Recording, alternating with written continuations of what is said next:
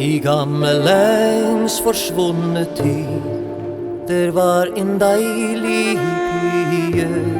Hon var så god, hon var så blid, hon var så from till livet. Ett krucifix I hytten stod, för det hon alltid nälte.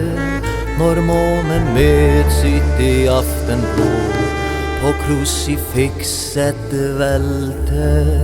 En gång hon gick I tätte skov och fäste det sitt öje, imens hon sang sine frälsers lov på stjärnen I det höje. Da får hon vild på spede fot och törsten henne det plaget. Till sist hon blev I hos och mot, hon grät och sig beklage.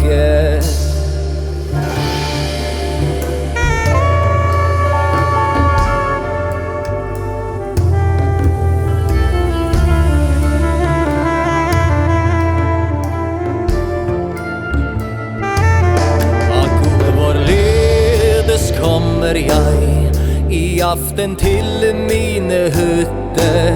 Jag rent förfejlet det har min väg. Jag kan ej få den flytte. Jag så törstig och herrer, ej allerminste dråbe. Kon ville dyra spökelser, god vad kan jag habe. Och sever den som tror på god, den hjälper han I nöden. Var tåren fallit väl sprang god och låg I aften röden. Da drack hon av det klare vand och följde böljen rolig. Den ledde med sin blomsterstrand till Kirstens lilla båli. Sankt Kirsten vilar söt I blund I gravens arme milde. Då kommer hon värre midnattsstund och stirrar på sin kilde. Som hennes öjne den blå, som hennes blick den blinkar.